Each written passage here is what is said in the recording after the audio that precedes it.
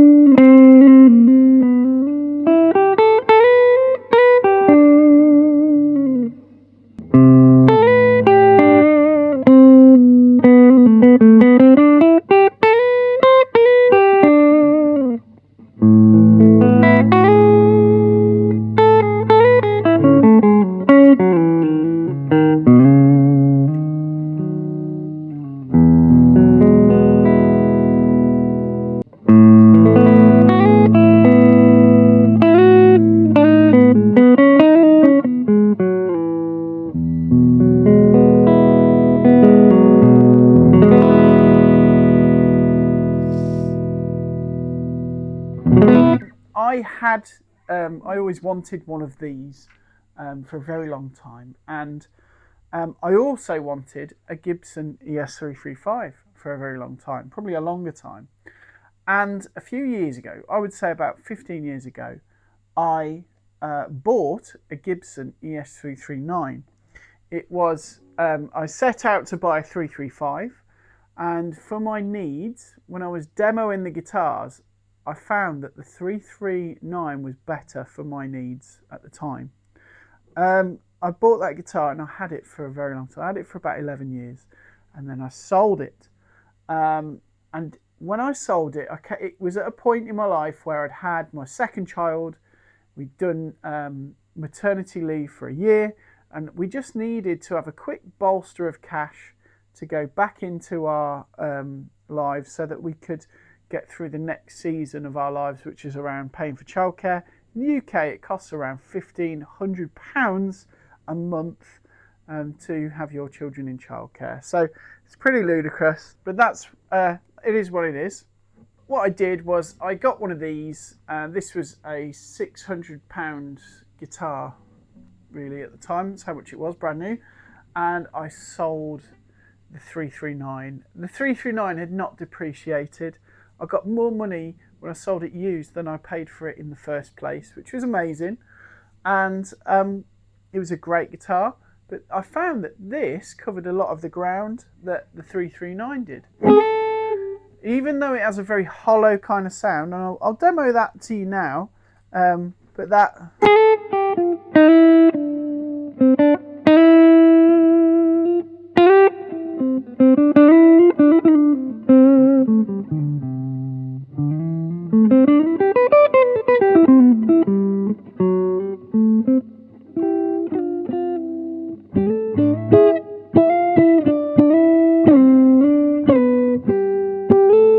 There's all that sort of stuff.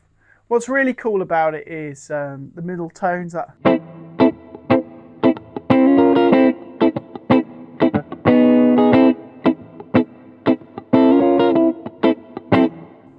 what I find with it sometimes is it doesn't really have a big top end. It's quite sort of limited in terms of the top end. Even the bridge pickup.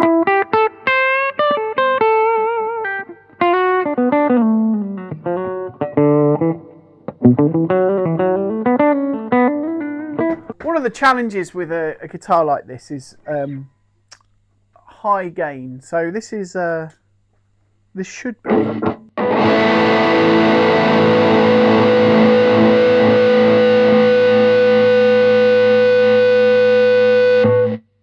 I've got a noise gate on that, but that's a Friedman BE pedal. It is a cool guitar, but is it different to a 335 with the block, a semi-hollow? Let's have a look. Okay, so the 335 has a very, I think it does sound quite similar.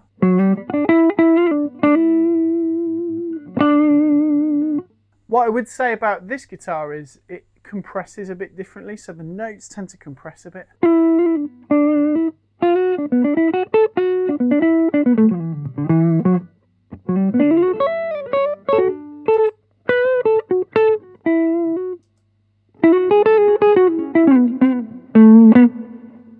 If I try using my Friedman pedal, it will feed back more, and that's because of the kind of pickups in it.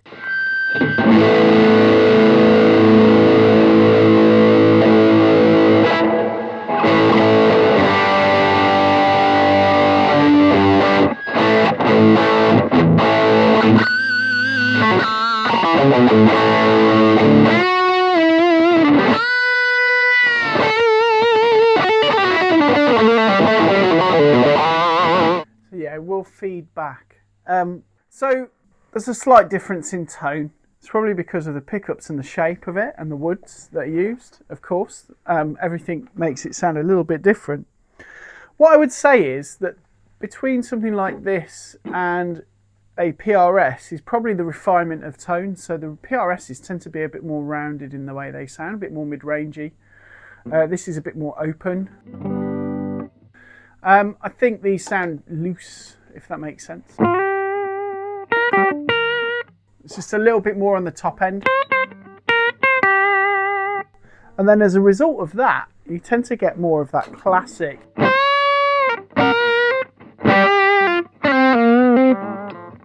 And I do find that more of an expressive kind of thing as well.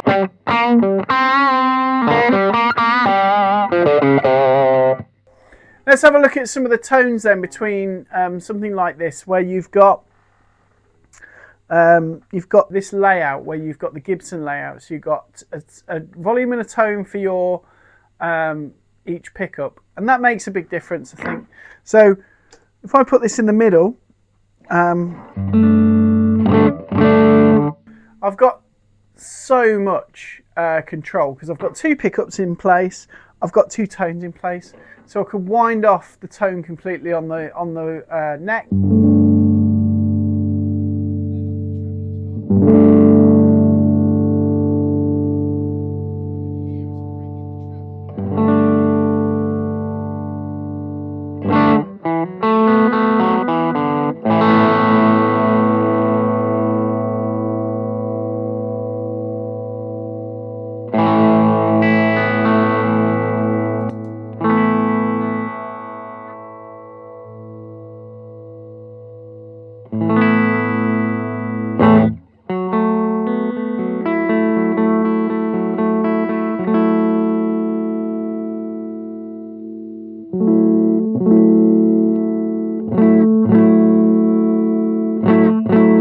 So that sounds almost acoustic by dropping the tones out.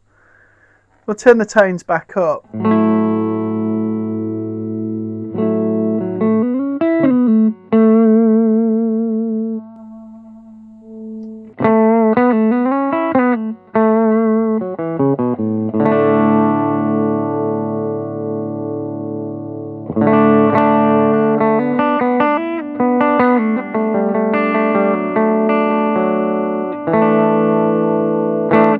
It's got a real sort of compressed range on this guitar. I can hear a lot of bass here as well, that low end with a lot of compressed mid-range. Classic woman tone, that's where you go into your treble pickup and you just take out all the bass.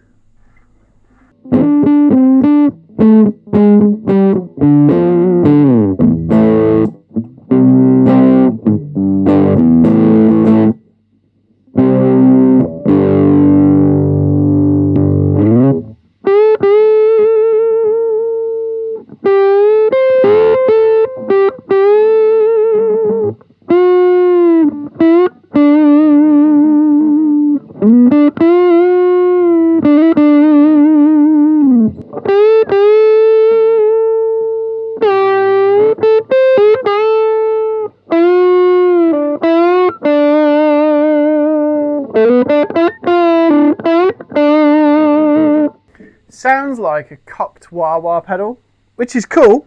You get that like a...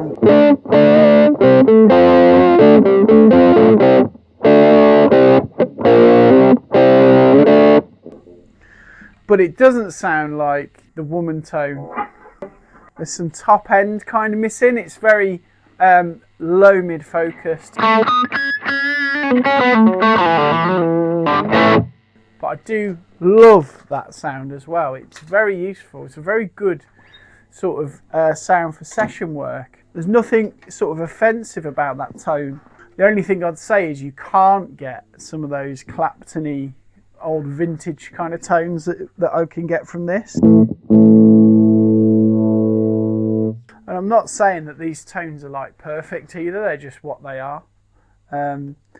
Right, this is a mod I did just by flipping one of the magnets. So in the PRS, they're standard. You wouldn't be able to do this and sort of have the versatility if you didn't have this Gibson layout. So essentially the way this works is when both volumes are on full, it's got a phase reverse. If I knock the volume down on one of these to 9, I've still got my same volume that I would have if I was just on one pickup. So that's neck, that's bridge, that's in the middle. But I would have, I've got control as long as one's at the fullest. When I turn it both all the way up, there's a little bit of a drop in volume. However, I have got an out of phase sound. So we'll just add a bit of volume.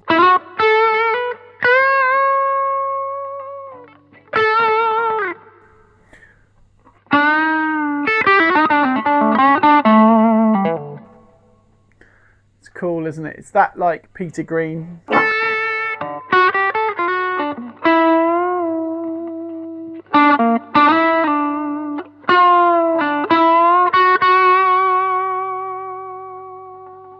I just think that's brilliant. And even as a rhythm thing,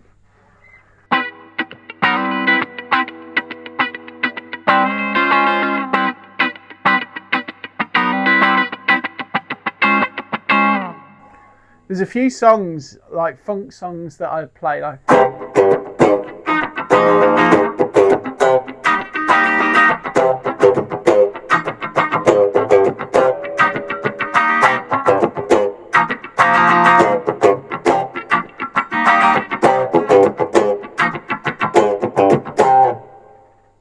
so yeah, you can do that with the Gibson, which ultimately will make it more versatile as an instrument. These hollow bodies, some of them come with a Piazzio. How do you even pronounce that?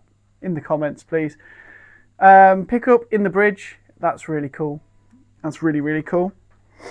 That makes that instrument very versatile because you can do your acoustic stuff kind of simultaneously. Finally, with an ES335 style guitar, you have the ability to play just every kind of style. So the jazz kind of thing, because it's got a low mid-range focus, a bit like the PRS. You've got that real nice kind of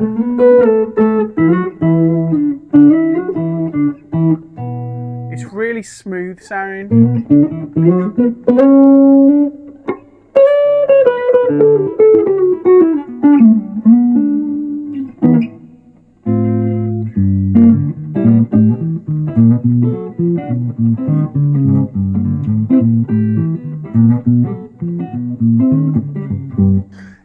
So to that end, I think the ES335 is an absolute joy of a guitar.